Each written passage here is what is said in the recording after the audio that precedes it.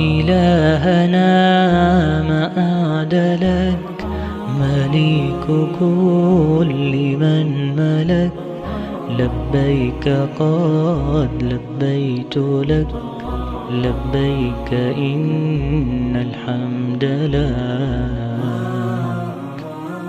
والملك لا شريك لك والليل لما أنحلك والسابحات في الفلك على مجاري المنسلات إلهنا ما أعدلك مليكك. بسم اللہ الرحمن الرحیم. الحمدللہ رب العالمین والصلاة والسلام علی سید الانبیاء والمرسلین. الصلاة والسلام علیک یا رسول اللہ وعلی آلک و صحابک یا حبیب اللہ. آج ہم نحمیر کا چھٹا سبق پڑھیں گے اور نحمیر کا ہم مقدمہ پڑھ رہے ہیں. مقدمہ کے اندر 11 فصلیں ہیں. آج ہم چھٹی فصل پڑھیں گے. چھٹی فصل کے اندر مورب مبنی کا بیان ہے. مورب مبنی کا بیان نحو کے اندر بنیادی حیثیت رکھتا ہے. مورب مبنی نحو میں بنیادی حیثیت رکھتے ہیں.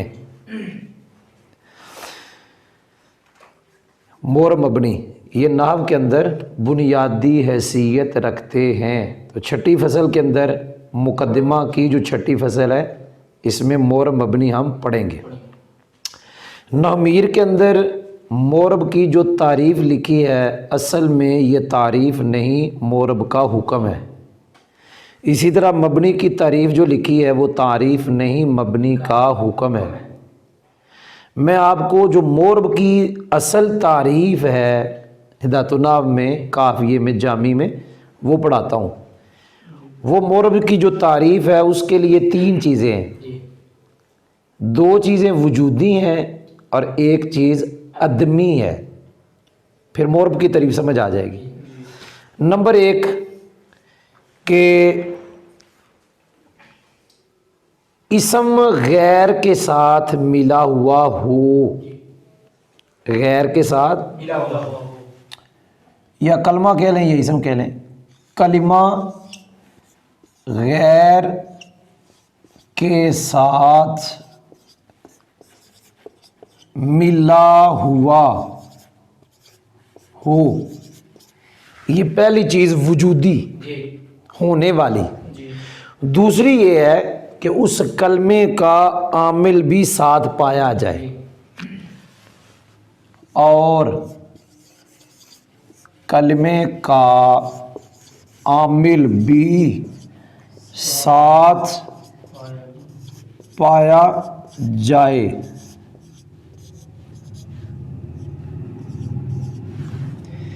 یہ دونوں چیزیں وجودی ہیں مورب کے لیے. پہلی چیز ہے کلمہ غیر کے ساتھ ملا ہوا اور دوسری چیز ہے کلمہ کا عامل بھی ساتھ پایا جائے. تیسری چیز یہ ہے کہ وہ کلمہ مبنی الاصل کے مشابہ نہ، یہ عدمی چیز ہے. اور وہ کلمہ مبنی الاصل کے مشابہ نہ ہو. یہ 3 شرطیں سمجھ لیں، یہ 3 چیزیں سمجھ لیں مورب کے لیے ضروری ہیں. تو یہ سمجھ لیں مورب کی تعریف ہے. اصل مورب کی تعریف یہ ہے کہ کلمہ غیر کے ساتھ ملا ہوا ہو، کلمہ کا عامل بھی ساتھ پایا جائے اور وہ کلمہ مبنی الاصل کے مشابہ نہ ہو.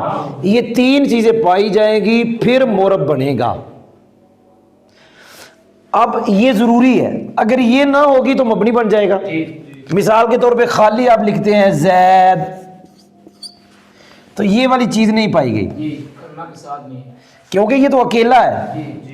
جب غیر کے ساتھ ہوگا تو یہ پہلی شرط ہے مورب کے لیے.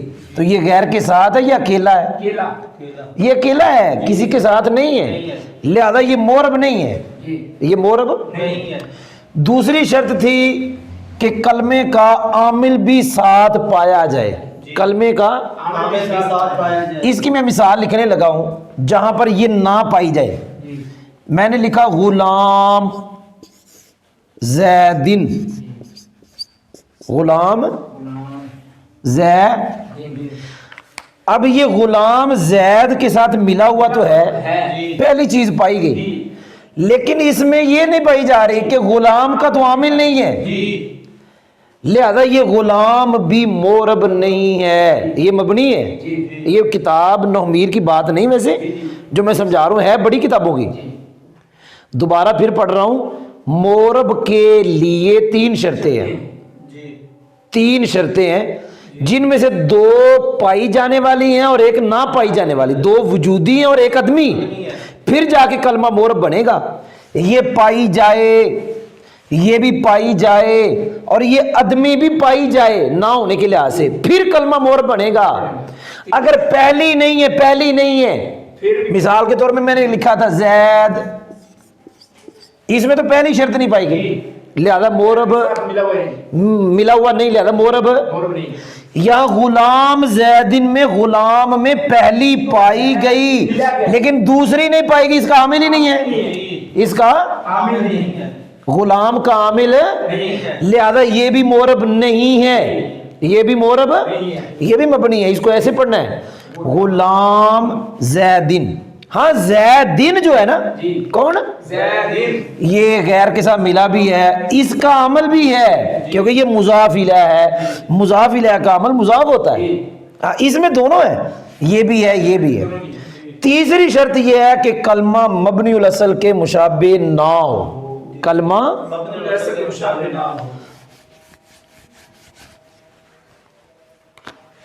قام ہاؤلائی، قام، اب یہ ہاؤلائی غیر کے ساتھ ملا ہوا ہے، ہاؤلائی کا عامل بھی ہے، لیکن یہ ہاؤلائی مبنی الاصل کے مشابہ ہے. مبنی الاصل ہے 3 چیزیں. کتنی چیزیں؟ 3 چیزیں. ایک ہے امر حاضر، امر حاضر. ایک ہے تمام حروف، تمام حروف. اور ایک ہے فعل ماضی، فعل ماضی. یہ 3 ہیں مبنی الاصل، امر حاضر، تمام حروف، فعل ماضی. ہاؤلائی یہ حرف کے مشابہ ہے. کس کے مشابہ ہے؟ مشابہ ہے، حرف کے مشابہ. جیسے حرف اپنا معنی خود نہیں دیتا، اس میں اشارہ بھی اپنا معنی خود نہیں دیتا، غیر کے ساتھ مل کے دیتا ہے. یہ غیر کا محتاج ہے، یہ بھی غیر کا، حرف بھی غیر کا محتاج ہے. تو یہ میں نے آپ کو مورب کی تعریف جو بڑی کتابوں میں ہے وہ سمجھائی ہے. دوبارہ میں پڑھ دیتا ہوں، سمجھا دیتا ہوں کہ مورب کی تعریف کے لیے 3 شرطیں ہیں. ان کا پایا جانا وجودن اور اس کا پایا جانا عدمن، یہ ضروری ہے. کلمہ غیر کے ساتھ ملا ہوا ہو. جب آپ اکیلا زید لکھیں گے تو یہ غیر کے ساتھ ملا ہوا نہیں ہے. اور دوسری یہ بات ہے کلمے کا عمل بھی ساتھ ہو. جب آپ یہ لکھیں غلام، کیا لکھیں؟ غلام زیدن. اب غلام غیر کے ساتھ تو ملا ہے لیکن غلام کا عامل نہیں ہے، لہذا یہ بھی مبنی ہے، یہ بھی مبنی ہے. تیسری شرط یہ تھی کہ کلمہ مبنی الاصل کے مشابہ نہ ہو. یہ ہاؤلائی میں پہلی 2 پائی جا رہی ہیں، غیر کے ساتھ ملا ہوا اور عامل بھی ہے، لیکن یہ مبنی الاصل کے مشابہ ہے، ہم نے کہا تھا نہ ہو، لہذا یہ بھی مورب نہیں ہے. ہاں مورب کے لیے ضروری ہے، یہ لے لو زیدن، یہ والا زید. کون سا زید؟ یہ والا زید. یہ غیر کے ساتھ ملا ہوا ہے اور عامل بھی اس کا ساتھ ہے اور یہ مبنی الاصل کے مشابہ نہیں ہے، لہذا یہ زید مورب ہے. یہ زید مبنی ہے اس لیے کہ غیر کے ساتھ ملا ہوا نہیں ہے. یہ غلام مبنی ہے اس لیے کہ غیر کے ساتھ تو ملا ہے لیکن اس کا عامل نہیں. یہ ہاؤلائی مبنی ہے اس لیے اگرچہ غیر کے ساتھ ملا ہے، اس کا عامل بھی ہے لیکن یہ مبنی الاصل کے مشابہ ہے. یہ مورب کی تعریف میں نے آپ کو پڑھائی. کیا پڑھائی ہے جی؟ فٹ ہوئی کہ نہیں ہوئی؟ اچھا جی. نحمیر میں جو لکھا ہوا ہے نا وہ مورب کا حکم ہے. کیا لکھا ہوا ہے جی بھائی؟ بولے تو صحیح. وہ آسان ہے. وہ یہ ہے کہ مورب کا حکم یہ ہے کہ مورب پر مختلف عمل کرنے والے عامل یکے بعد دیگرے آئیں تو اس کا آخر بدل جاتا ہے. مورب کا یہ حکم ہے، وہ اسم وہ کلمہ جس پر مختلف عمل کرنے والے یکے بعد دیگرے آئیں. مثال کے طور پہ یہ زید ہے. کیا ہے جی؟ یہ زید ہے. اس کے اوپر مختلف عمل کرنے والے عامل یکے بعد دیگرے آئیں، یکے تو اس کے آخر میں تبدیلی ہو جاتی ہے. مثال کے طور پہ ایک ہے عامل جاء. کیا عمل ہے؟ جاءنی. کیا عمل ہے جی؟ بولو یار کیا عمل ہے؟ ایک ہے عامل رأیتو. کیا عمل ہے؟ ایک ہے عمل با. کیا ہے؟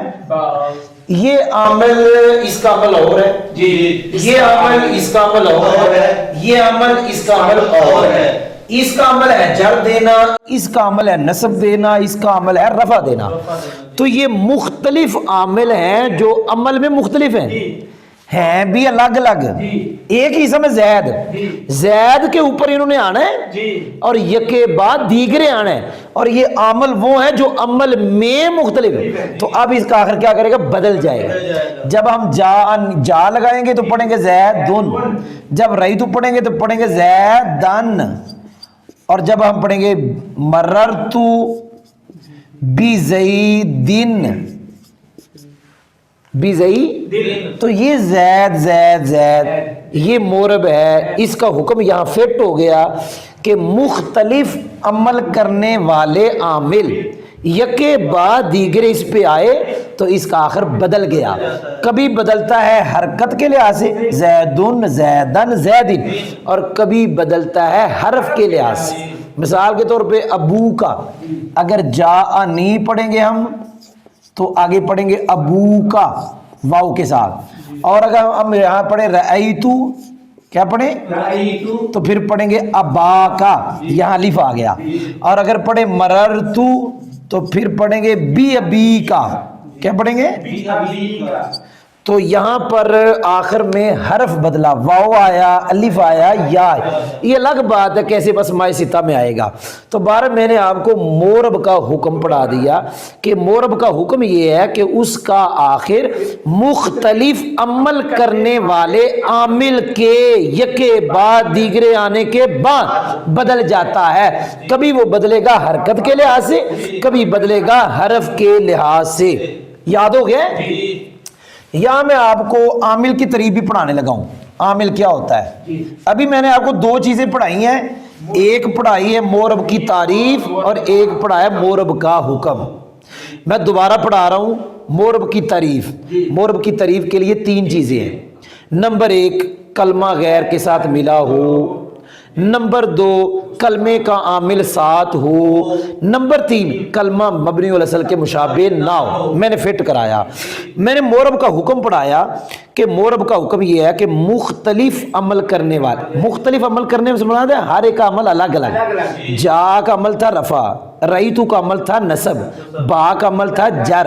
تو یہ مختلف عمل کرنے والے، مختلف عمل کرنے والے عامل یکے بعد دیگرے آئیں تو اس کے آخر میں تبدیلی آ جائے، حرکت والی آ جائے یا حرف والی.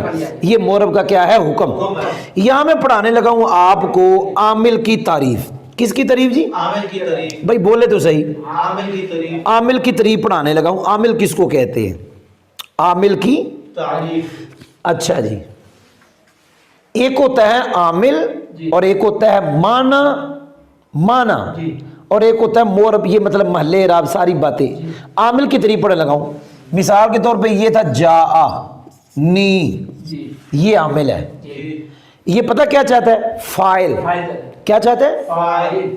بھئی جا کو فاعل چاہیے، رأیتو کو مفعول چاہیے، مررتو بی اس کو مضاف الیہ چاہیے. اب جا عامل ہے، کلمہ ہے، یہ چاہ رہا فاعل، یہ چاہ رہا مفعول، اور یہ چاہ رہا مضاف الیہ. اب وہ جو فاعل ہے نا زید، وہ چاہ رہا اعراب. یہاں جو مفعول ہوگا وہ چاہ رہا ہے اعراب، یہاں جو مضاف الیہ ہوگا وہ چاہ رہا ہے اعراب۔ تو عامل کی تعریف یہ ہوئی، عامل وہ کلمہ ہے جو معنی کا تقاضا کرے، عامل وہ کلمہ ہے، یہ بھی ایک معنی ہے، کون سا؟ فاعل ہونا، فاعل ہونا معنی ہے، فاعل کیا؟ فاعل ہونا یہ ایک معنی ہے، مفعول، مضاف الیہ، ایک معنی ہے۔ تو جو اس کا تقاضا کرے گا وہ عامل، جو اس کا تقاضا کرے گا عامل ہوگا، جو اس کا تقاضا کرے گا۔ اور یہ خود پتہ کیا چاہتے ہیں؟ اعراب، یہ اعراب چاہتے ہیں، اور جو ان کو چاہتے ہیں وہ عامل ہوتا ہے۔ سنے نہیں تسی؟ جو ان کو چاہے گا وہ عامل، یہ آگے اعراب چاہیں گے۔ تو خلاصہ یہ نکلا، عامل اعراب چاہتا ہے معنی کے واسطہ سے، نہیں توجہ نہیں کی تھی، عامل اعراب چاہتا ہے لیکن معنی کے واسطہ سے۔ عامل چاہے گا ان کو اور یہ چاہیں گے اعراب۔ جہاں کو کیا چاہیے؟ فاعل۔ رائتو کو کیا چاہیے؟ مفعول۔ اور مررتو بی کو کیا چاہیے؟ مضاف الیہ۔ فاعل آگے اعراب چاہتا ہے، یہ مفعول اعراب چاہتا ہے، مضاف الیہ اعراب چاہتا ہے۔ تو عامل وہ کلمہ ہے جو اعراب چاہتا ہے بالواسطہ،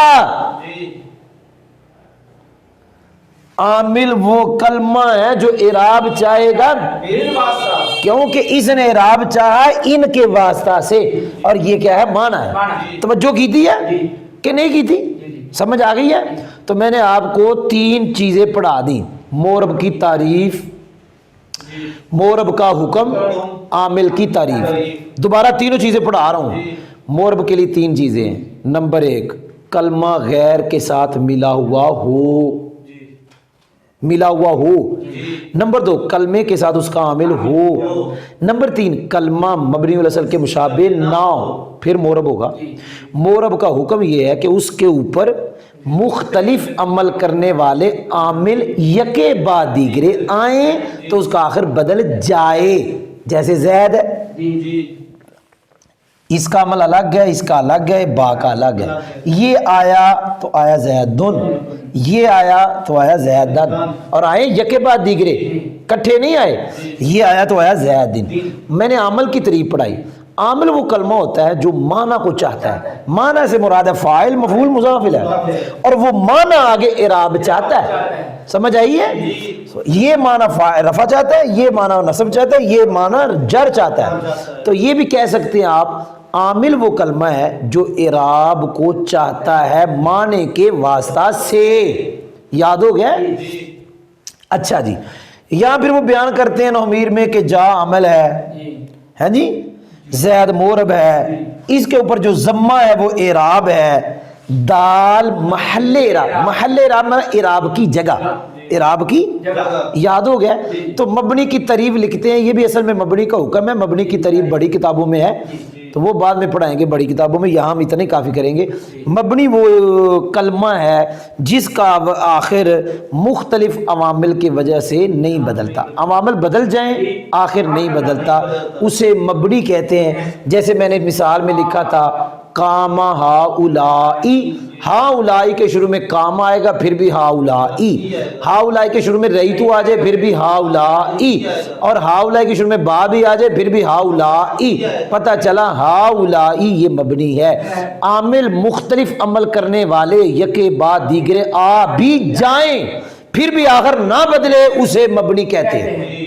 یاد ہو گئے؟ تو میں جو اوپر پڑھایا ہے اس میں نے مورب کی تعریف، مبنی کی تعریف، یہاں مبنی کا تو حکم ہی ہے، مورب کی تعریف، مورب کا حکم، عامل کی تعریف، اور مبنی کا حکم، یہاں اس کو مبنی کی تعریف کہا گیا۔ طلباء کی آسانی کے لیے جو یہاں لکھا وہ پڑھا دیتا ہوں۔ تو یہ میں پھر کہہ رہا ہوں، جو یہاں 6 فصل میں ہے، نحو کے اندر بنیادی حیثیت رکھتا ہے مورب مبنی کا بیان۔ یہ طلباء کی آسانی کے لیے مورب کی یہاں تعریف وہ کی گئی جو یہاں آسان ہے. پڑھنے لگا ہوں. کہتے ہیں کلمات عرب، تمام کلمات عرب دو قسم پر ہیں، مورب اور مبنی.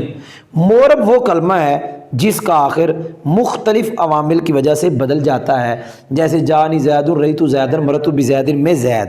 جا عامل ہے، زید مورب ہے، ضمہ اعراب ہے، دال ملرب. مبنی وہ کلمہ ہے جس کا آخر مختلف عوامل کی وجہ سے نہیں بدلتا، جیسا کہ ہاؤلائی حالت رفع، حالت نصب، حالت جر میں برابر ہے. تو آج کے لیے اتنا ہی سبق کافی ہے. انشاءاللہ 7واں سبق پھر پڑھیں گے. 6 سبق ہمارے نومیر کے مکمل ہو گئے.